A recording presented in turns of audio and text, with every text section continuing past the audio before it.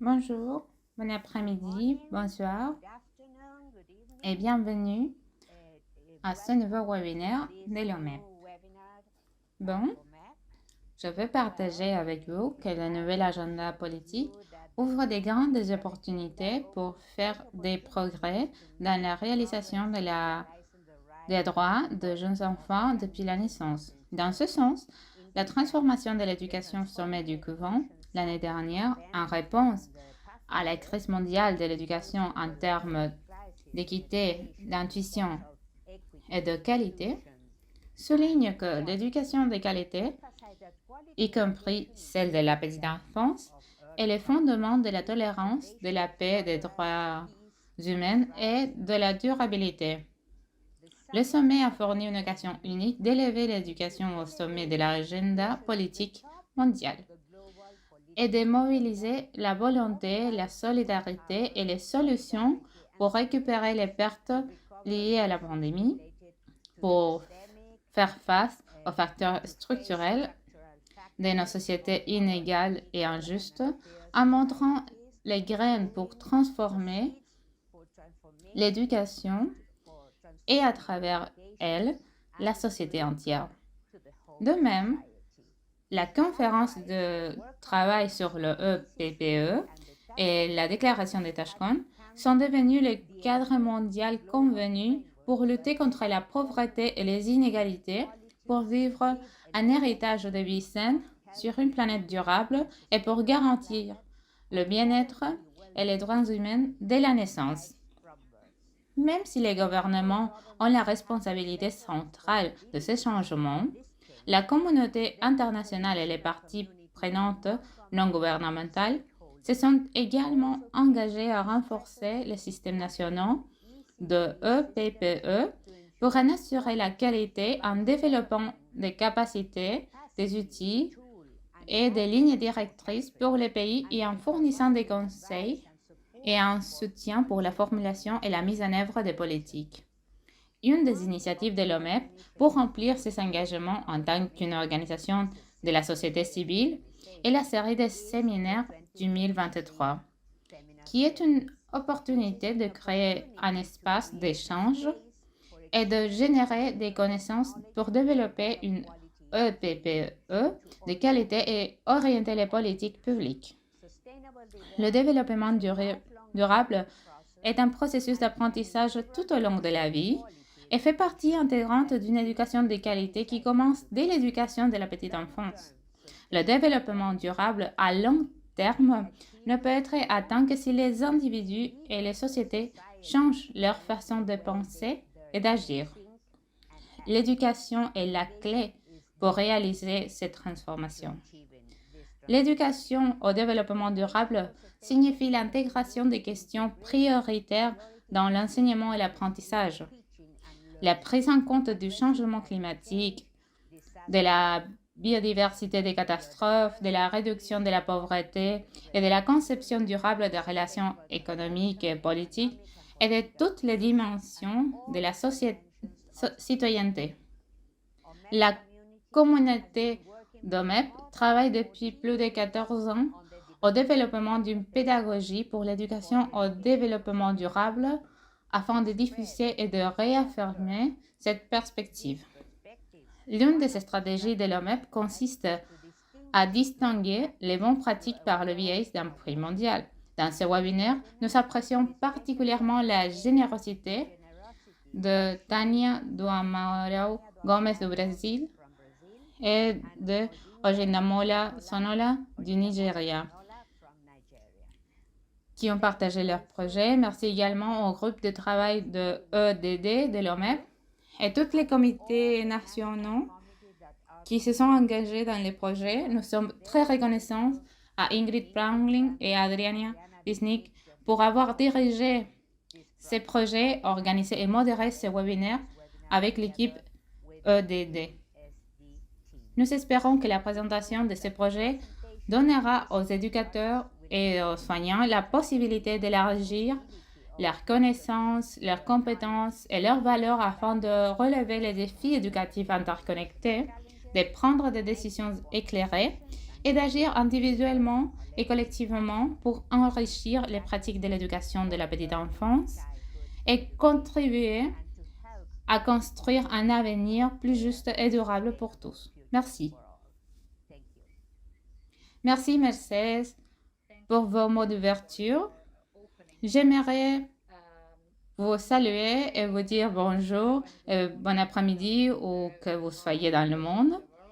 Au nom du groupe des prix E22, pendant un instant, les prix EDD ne sont qu'une partie des efforts déployés en faveur d'un avenir éducatif et durable pour les jeunes enfants. Ils ont été créés en 2010 par Ingrid Bramlin Samuelson. Jusqu'à présent, plus de 150 000 enfants ont participé au projet qui a été fait par les BIs de l'EDD de l'OMEP. Et plus de 1000 projets ont été développés et partagés comme un bon exemple de pratique. L'année dernière, nous avons également organisé un prix 2022 pour l'éducation au développement durable et nous avons reçu des propositions du monde entier. Le comité a décidé que les plus inspirantes et les plus complètes sont celles du Royaume-Uni, à savoir l'éducation de la petite enfance pour le développement durable, le sur-Est-EM de Diana Boy, puis de la Corée du Sud, To Us by Us and For Our Change de Miss Chung. Et deux je suis heureuse, qui vont partager aujourd'hui. L'un est du Brésil, Tania du Amara Gomez est du Nigeria. L'activité basée sur l'initiative à faible coût des moyens de l'expérience de jeu expérientiel d'apprentissage et de développement par Ojendamola Sonola. Tant de bons projets et de bons exemples sont développés dans le cadre des prix EDD et je suis vraiment heureuse que vous ayez la chance d'être inspiré par deux d'entre eux aujourd'hui. Je suis donc très reconnaissante à Tania et à Ojendamola de partager avec nous leur expérience dans les projets et leurs idées, comment travailler avec les plus jeunes enfants pour atteindre l'éducation à la durabilité. Donc, Tania, je voudrais vous donner la parole, s'il vous plaît.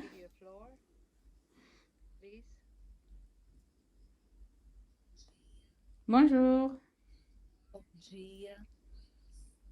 Salut. Bonjour.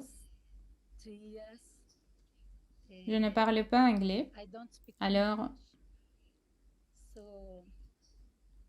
je veux lire quelques mots. Et je suis désolée de ne pas bien parler, mais je vais essayer. D'accord? Tout d'abord, je tiens à vous remercier encore une fois pour cette reconnaissance et pour l'opportunité de partager notre expérience. Je tiens à rappeler votre dette car ce prix, ainsi que d'autres, j'ai rencontré l'éducation de la petite enfance, nos excellents motivateurs qui peuvent servir comme une inspiration pour le travail des éducateurs dans cette phase de l'éducation.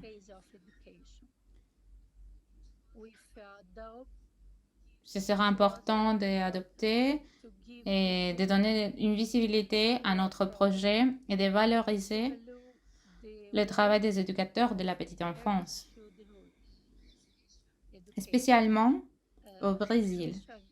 La discussion ici a une appréciation encore faible. J'ai dû expliquer le titre du projet. Le nom correct est Jibo Analago qui est une expression idiomatique. C'est un argot local. Cela signifie que tout va bien ici dans la lagune.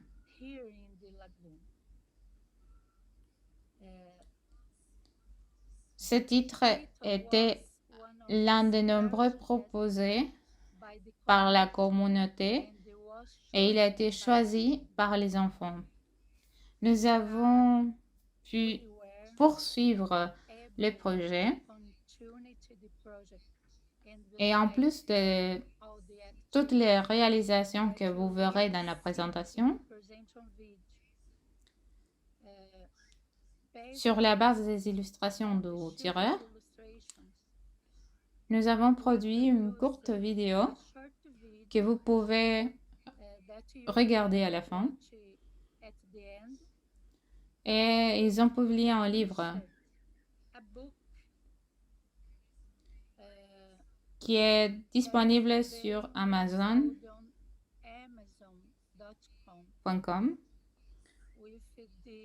Le titre est Crianças Vivam na Lagoa.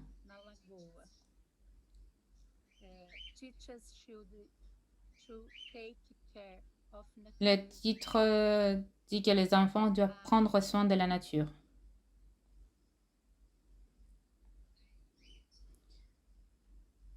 Je veux vous remercier beaucoup.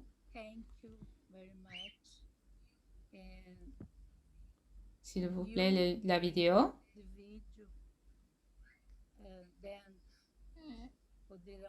Et ainsi, vous pouvez comprendre un peu mieux ce projet. Merci beaucoup, Tania. Oui, nous allons partager la vidéo avec vous maintenant. Et je pense que vous la trouverez très inspirante. Je vous invite donc à apprécier Vivam na Lagoa. La garderie Antonia est située dans la lagune du quartier João Aranha, à la ville de Paulínia. Notre lagune possède une très grande diversité d'oiseaux, d'alligators, de hérons et d'arbres. C'est un très bel endroit qui a besoin de soins. La communauté est venue nous voir pour tenter de revitaliser cet espace.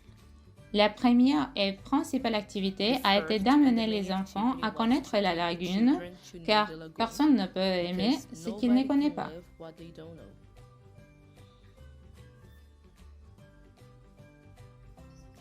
Les objectifs spécifiques de ce projet sont de développer les rôles, des valeurs des enfants tels que la citoyenneté, la solidarité et la participation dans la communauté elle-même. Grâce au projet, les enfants deviennent les principaux protagonistes et aident la communauté en participant et en utilisant ce qu'ils apprennent en classe.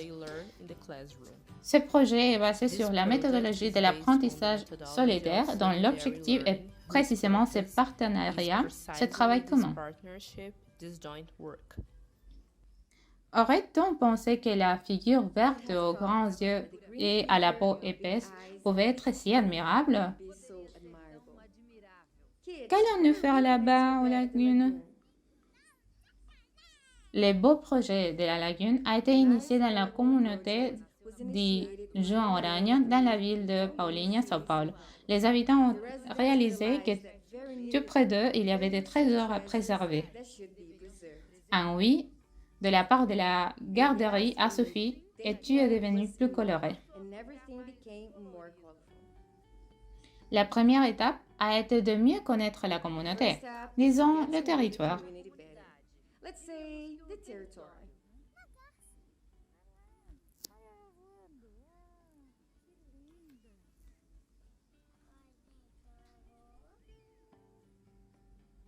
Il ne va pas manger ce petit cochon. Pourquoi? Parce qu'il est toxique. Et certainement, tout ce qui a été vu a été reproduit. La réalité a été incorporée à travers les dessins et la peinture. L'idée de prendre soin de l'environnement a également été transmise à ses élèves. En fait, ce sont eux qui ont donné un cours de bon sens. Et puis, il y en a encore l'alligator. Il ne pouvait pas être laissé de côté dans la classe de recyclage.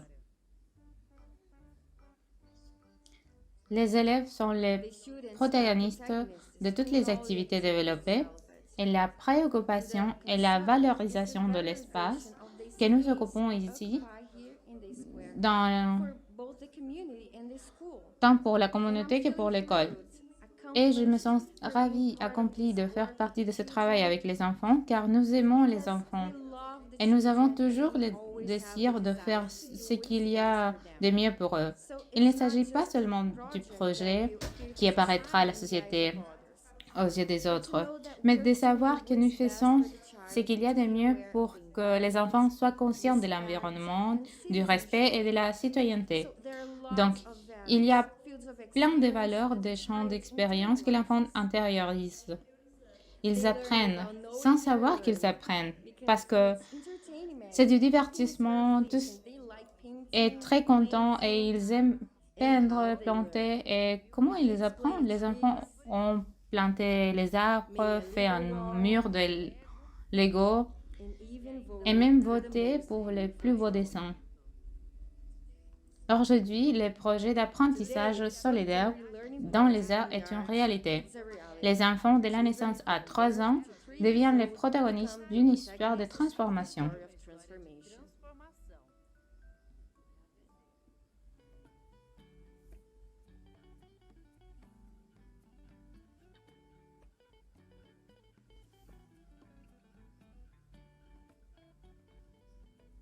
OK?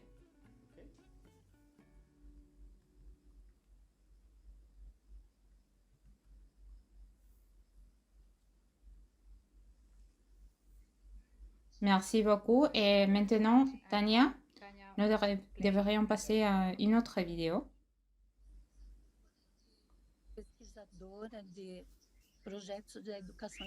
Un projet sustentable, durable. Est-ce que vous connaissez la lagoa?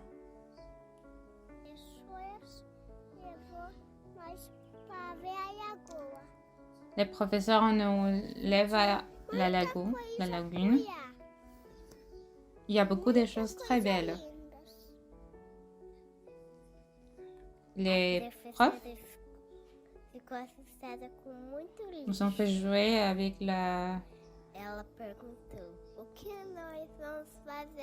différents objets. Et ils nous ont demandé qui a eu la meilleure idée, qui présente meilleur la lagune.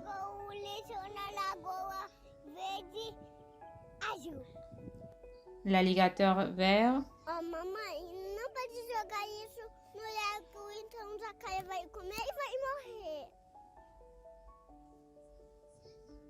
Se a gente não Si nous protégeons l'eau, qui va protéger le poisson? Qu'est-ce qui va arriver avec les oiseaux qui n'ont pas l'air fraîche? Si on ne prend pas soin de la terre, comment les plants vont être bien? La lagune est un espace très beau. Si on prend soin de la lagune, elle sera encore plus belle. Alors, il faut qu'on protège la nature. Si on ne prend pas soin du monde, où on va vivre?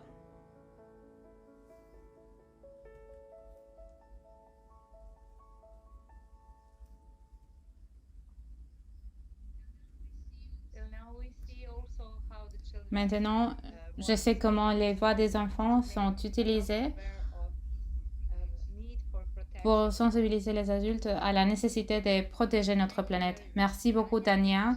Merci beaucoup à votre jardin d'enfants.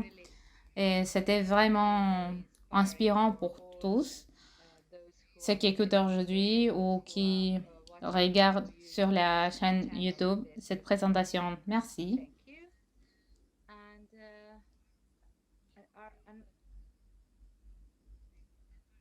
Merci. Maintenant, une autre présentation, c'est par Ojinda Mola du Nigeria.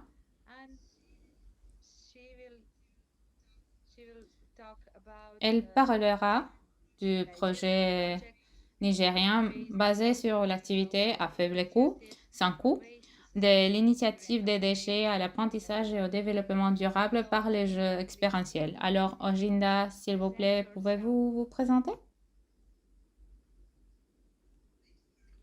Merci beaucoup. Merci de m'avoir invité et merci pour la reconnaissance. Est-ce que vous m'entendez? Oui. Ma présentation porte sur une initiative à faible coût, sans frais, basée sur les activités qui partent des déchets pour aboutir à un apprentissage et un développement durable du jeu expérientiel.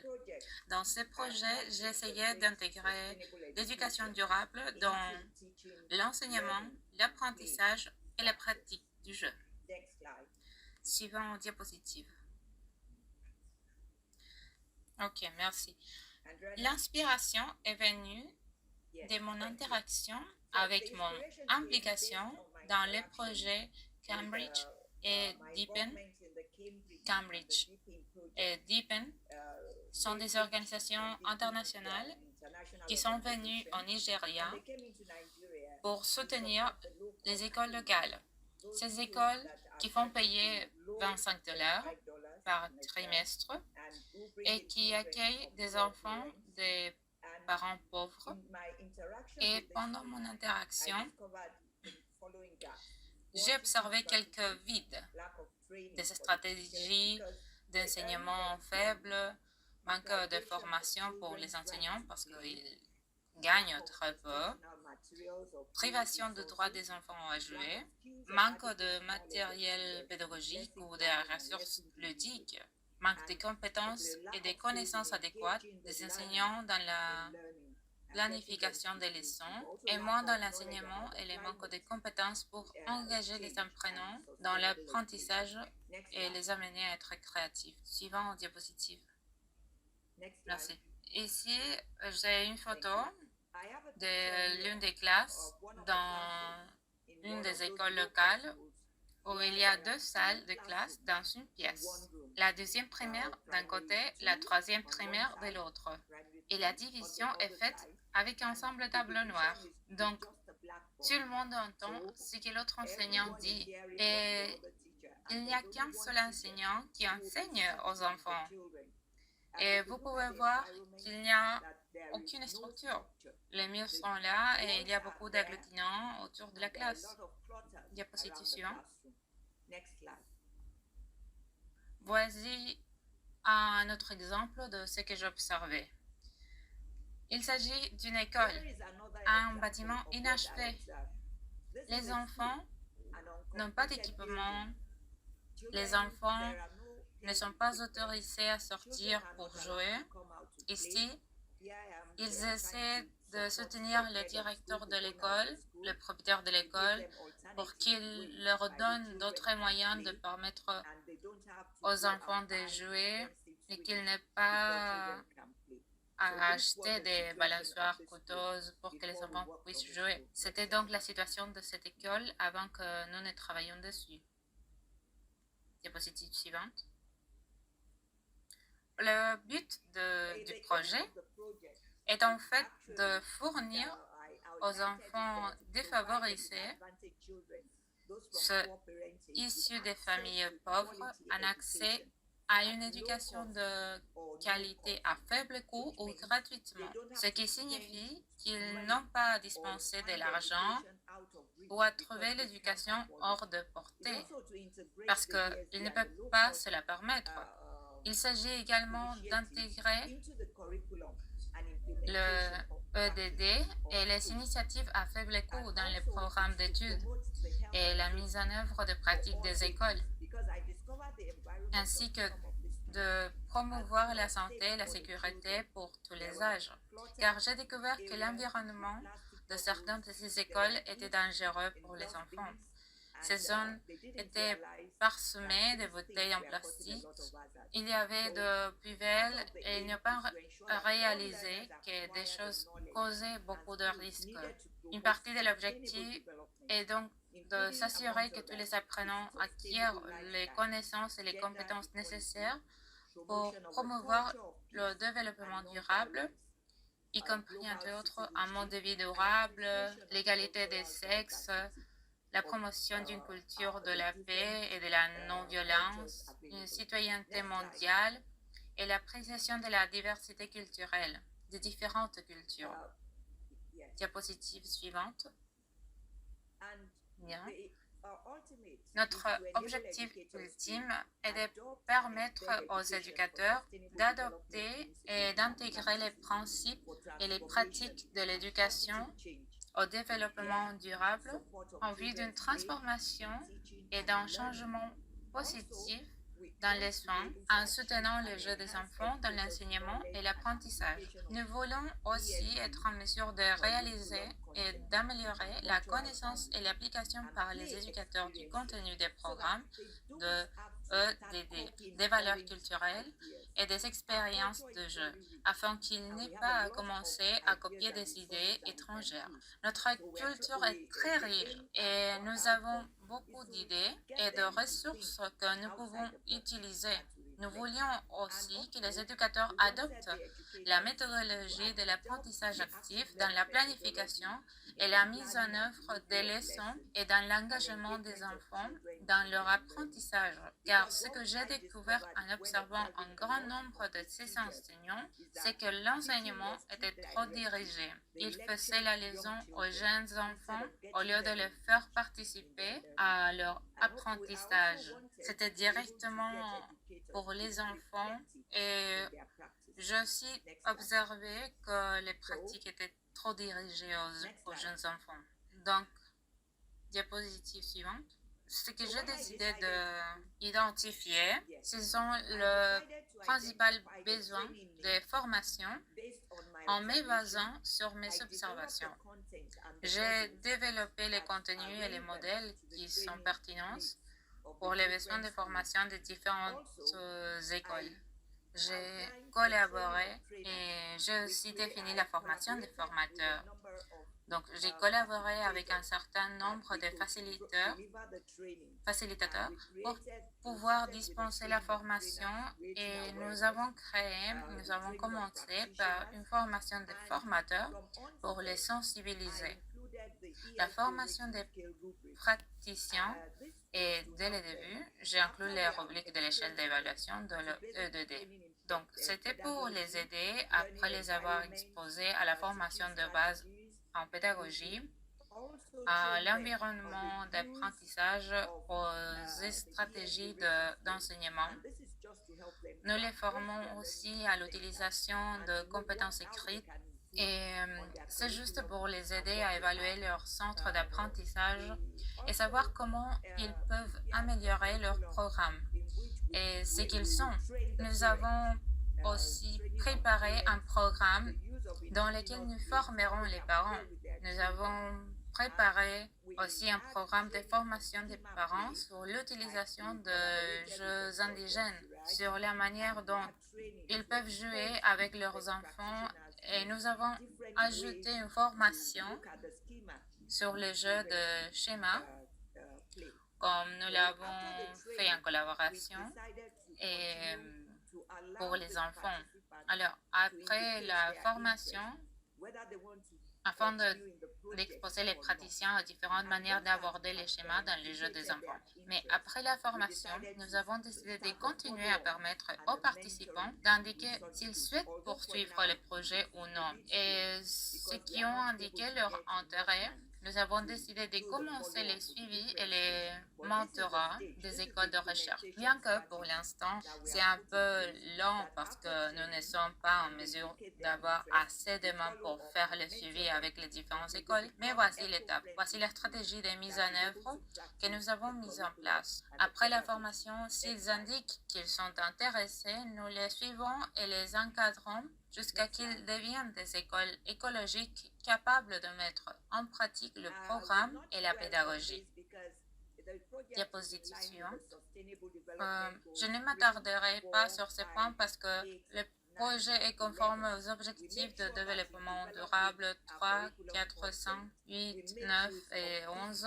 Nous nous sommes assurés qu'en développant les contenus d'un programme d'études, nous avons utilisé cet aspect afin de pouvoir le mettre en pratique et nous avons aussi adopté les mots 7RE dans l'adaptation lorsque nous avons voulu commencer à les encourager et à intégrer la pratique dans le programme d'études. Nous leur avons appris à adopter les récompenses dans leur planification et la conception de leur matériel pédagogique. Diapositive suivante.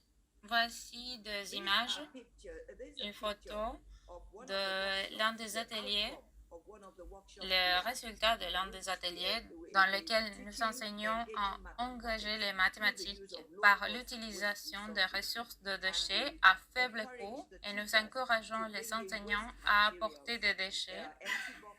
Il y a des boîtes vides, des rouleaux de papier toilette, des boîtes de papier, des soies, des cartons, des matériaux utilisés. Et ils ont été en mesure de remodeler pour faire leur concept de mathématiques de l'addition, soustraction. Et ils utilisent aussi le bouchon de bouteille, le couvercle de bouteille, comme vous pouvez le voir dans cette image.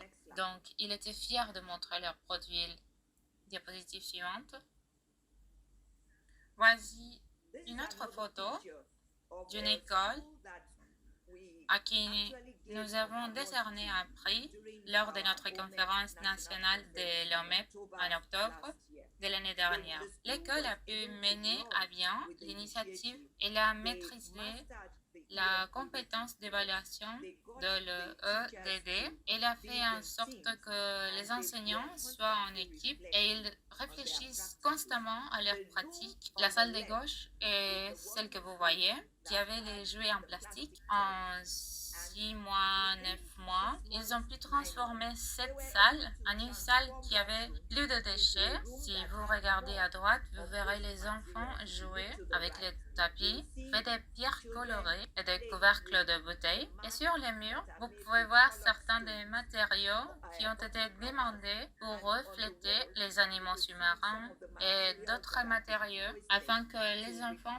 puissent faire des jeux traditionnels, des sauts sur une grande quantité d'autres, parce qu'ils ont pu utiliser des couvercles de bouteilles pour faire de nombreuses choses et créer des beaux motifs avec lesquels ils pouvaient jouer. Et ils n'ont pas eu besoin de jouer en plastique qui pourrait me mettre en danger plus tard pour eux.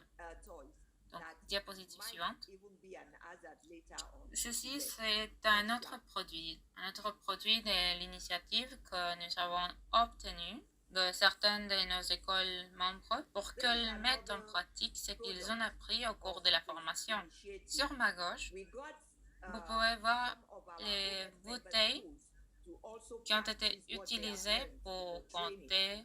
De l'autre côté, vous pouvez voir les bouchons de bouteilles qui ont été fabriqués pour créer la carte du Nigeria. Et en dessous, vous pouvez voir le drapeau du Nigeria avec le vert, le blanc et le vert. Des insectes à partir de différents matériaux, des cordes en plastique et beaucoup d'entre eux se sont créés à partir de toutes ces activités. Et aussi, si vous voyez à côté des bouteilles, ils ont été capables de faire des robes à partir de plastique et nylon, plastique. Sur la droite, nous voyons les concepts de mathématiques où ils ont les chiffres avec les bouteilles de crème glacée et l'horloge qu'ils ont utilisée, qu'ils ont créée. Tout est à partir de déchets, comme vous pouvez le voir. Ainsi, vous voyez beaucoup de concepts qui sont représentés dans différents aspects du programme, en mathématiques, en art, en sciences et dans la mode, comme les vêtements. Donc, diapositive suivante. Ici, nous avons une photo de la participation des enfants, comment les enfants aident avec l'environnement et n'était pas du tout salutaire. Diapositive suivante.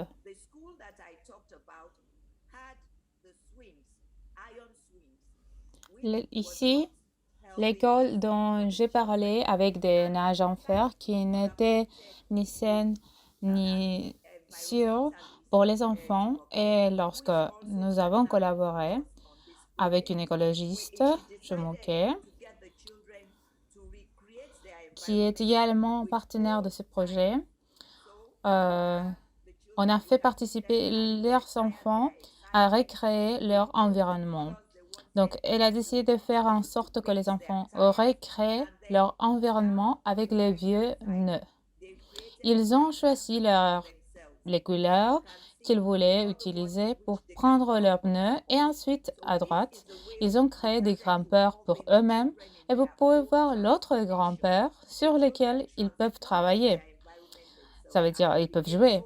C'est ainsi qu'ils ont commencé à impliquer les enfants dans leur propre transformation. Les enfants ont transformé leur environnement eux-mêmes et ils en sont devenus si heureux. Diapositive suivante. Voici le résultat. Pour être plus clair, vous pouvez voir les nœuds tels qu'ils ont été disposés. Vous pouvez voir les balançoires en fer à l'extrémité. Et ce qui est amusant, c'est que les enfants se sont ensuite débarrassés des balançoires en fer et se sont concentrés sur les nœuds, qui sont devenus leurs équipements de jeu. Vous pouvez voir les grimpeurs et si vous êtes surréaliste, c'est tellement adrénaline. Passez à la suivante diapositive. Voici un exemple de la façon dont nous formons les formateurs.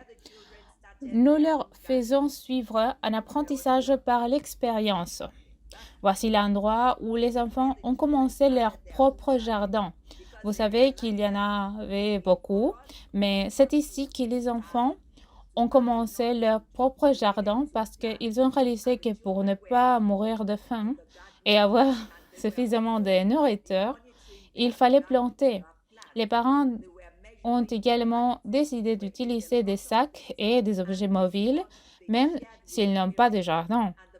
Ils savaient qu'ils pouvaient utiliser des sacs pour faire leurs propres plantes et planter leurs propres légumes.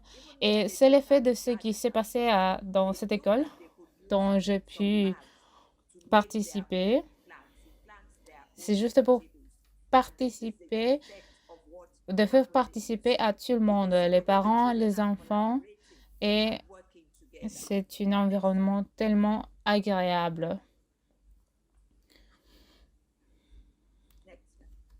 Et tout le monde peut avoir sa propre plante. Les enfants sont très contents de collaborer et de travailler en équipe. Diapositive suivante. Nous avons également étudié les 3 dimensions de la durabilité et nous avons formé les enseignants à cet aspect. Cette école a réussi à mettre en œuvre la dimension de la durabilité environnementale. Ils ont invité les parents à accompagner les élèves dans un zoo où ils ont observé des animaux qui étaient sur le point de disparaître. Ils ont alors commencé à se demander comment garder nos rivières et nos océans propres et comment protéger les poissons des déchets toxiques.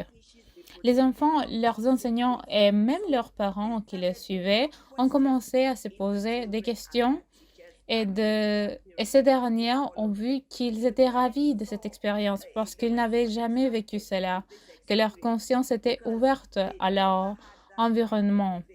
Ils avaient conscience de cette dimension de durabilité environnementale. Et les parents aussi étaient si involucrés à l'éducation de leurs enfants. C'était sa première fois d'y participer avec eux. Diapositive suivante. C'est à ce moment-là que nous avons commencé à encourager les écoles membres à intégrer l'initiative dans leur programme. Les écoles membres de OMEP. Cette initiative dans leur programme et à leur montrer comment utiliser les déchets pour recréer du matériel pédagogique. Vous pouvez voir qu'avec le carton, la colle et les cotons-tiges, ils ont pu créer les principales formes, celles d'un homme ou d'une femme, et raconter des histoires à partir de ces formes. C'est ce que nous essayons de faire. Nous ne chargeons pas nos enfants d'informations, mais nous leur donnons la possibilité de penser par eux-mêmes, d'être réfléchis et d'influencer les changements dans l'environnement. Et il était si content de pouvoir participer à leur propre apprentissage. Les enfants ont cette opportunité de réfléchir par eux-mêmes, de penser qu'est-ce qui serait mieux pour eux. Diapositive suivante. Voici une autre activité où les enfants prévoient de faire un bonhomme. Vous pouvez voir ce qu'ils font tous les deux. Ils travaillent ensemble et ils se communiquent l'un avec l'autre. Il y a une coordination parce qu'ils travaillent en collant des cotons-tiges, en dessinant, en écrivant et en étiquetant les formes, de sorte qu'il y a beaucoup de compétences et d'apprentissage en cours, ainsi qu'une gestion du rythme et un travail d'équipe qui est principal. Diapositive suivante.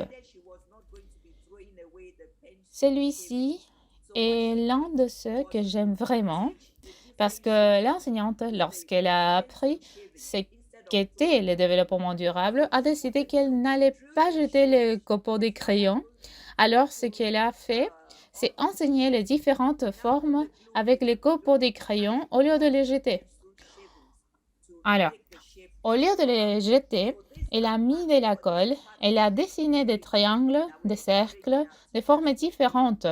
Elle a mis de la colle au milieu et elle a mis les copeaux de crayon pour faire ressortir les formes, ce qui fait partie de la créativité que nous encourageons nos enseignants à exercer et nos enfants à participer. Alors, c'est une partie de notre initiative que les deux participent. Diapositive suivante. Voici également partie de ce que nos enfants ont pu faire dans le cadre de l'initiative. Ils ont utilisé des allumettes pour construire des maisons. Vous pouvez voir les enfants très absorbés par leur travail. Vous savez qu'ils sont très attentifs au monde. Et à droite, les enfants montrent leur travail, si fiers de soi.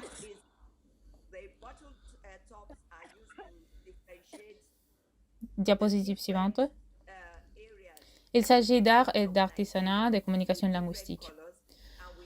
Et celle-ci est une belle présentation de mon pays.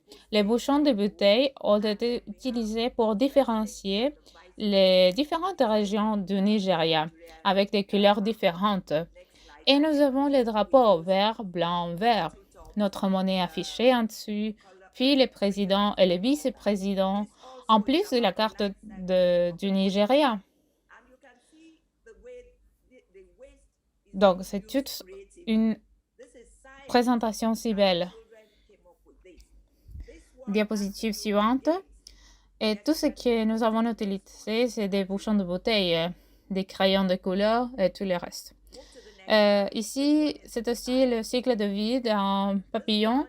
Et vous pouvez voir la façon dont les déchets sont utilisés de manière créative. C'est de la science. Et ce sont les enfants qui l'ont inventé. Ce jeu... OK, la suivante. OK, bien. Ceci, on utilise notre culture pour entraîner, pour apprendre notre culture. Et traduit en anglais, c'est « Qui est dans le jardin ?» ce jeu qu'ils sont en train de jouer. Il y a quelqu'un à l'intérieur du cercle et quelqu'un à l'intérieur du cercle qui essaie d'entrer pour attraper la personne à l'intérieur. Et vous voyez les enfants qui s'accrochent pour empêcher la personne à l'extérieur d'entrer. Et les enseignants eux-mêmes sont impliqués dans le jeu à droite, dans le jeu en plein air. et nous avons pu les amener à créer différents jeux en les reliant à différents objectifs et résultats d'apprentissage aux manières de les avoir actives. Diapositive suivante. Nous avons pu créer le domaine du contenu du programme, le domaine de l'EDD et le domaine des compétences et des résultats d'apprentissage. Et les enseignants, en pratiquant davantage, sont capables d'identifier davantage de résultats d'apprentissage à partir de chaque jeu ou matériel qu'ils utilisent dans les processus d'enseignement et d'apprentissage ou dans l'expérience ludique de leurs enfants. Et ce que nous avons également observé en faisant ce travail, c'est que les écoles commencent à exposer davantage leurs enfants à des expériences en plein air, dans l'enseignement des mathématiques, dans l'enseignement de la lecture et de l'écriture et dans d'autres domaines du programme. Diapositive suivante. À partir des résultats, nous avons réalisé l'impact de notre enseignement et de notre apprentissage au fil du temps. Bien que le projet soit en cours et que nous voulions nous assurer que nous suivons les écoles participantes, une fois que nous serons en mesure d'obtenir les soutiens adéquats et de former les mentors et ceux qui s'assurent le suivi, nous observons que les enseignants que nous avons formés comprennent mieux la manière dont les enfants apprennent par le jeu et sont capables de soutenir le jeu et l'apprentissage des enfants de manière plus active et plus engageante. Les enseignants étaient plus créatifs. Ils créaient plus de ressources et ne se contentaient pas de parler pendant leurs cours seulement. Ils permettaient aux enfants de participer activement à leur apprentissage. Les enseignants étaient également capables d'utiliser diverses stratégies d'enseignement pendant leurs cours. Ils ne se contentaient pas de rester assis à un endroit, mais les enfants pouvaient s'élever et aller dans des groupes pour discuter. Les enseignants étaient également capables d'utiliser diverses stratégies d'enseignement pendant leurs cours. Donc, ils ne restaient pas assis, sinon que les enfants pouvaient parler. Les propriétaires des écoles et les enseignants eux-mêmes ont pris davantage conscience des éléments des programmes de haute qualité. En ce qui concerne l'environnement d'apprentissage, certaines écoles ont apporté des changements, comme les écoles que je vous ai montrées, dans leur environnement intérieur et extérieur, en improvisant avec des matériaux de rebut et en s'appuyant sur le leadership académique. Les administrateurs des écoles et le personnel enseignant sont devenus plus réfléchis dans leur pratique grâce au travail d'équipe et à l'examen de ces questions. Et il y a également une amélioration de la qualité du matériel pédagogique. Le leadership pédagogique des chefs d'établissement les soutient davantage. Ils ne se contentent pas de dire « non, vous ne pouvez pas faire cela », mais ils ont maintenant une meilleure compréhension de ce qui doit être fait. Nous espérons pouvoir continuer à construire sur cette base et faire en sorte que davantage d'écoles reçoivent le prix de l'ECO ou des écoles écologiques de l'OMEP au Nigeria.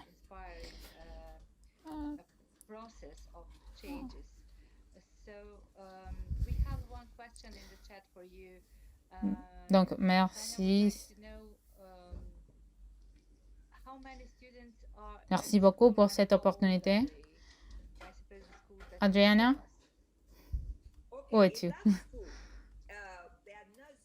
Merci, Odine, pour ce processus très inspirant pour tous nous. Nous avons une question à vous poser dans le chat.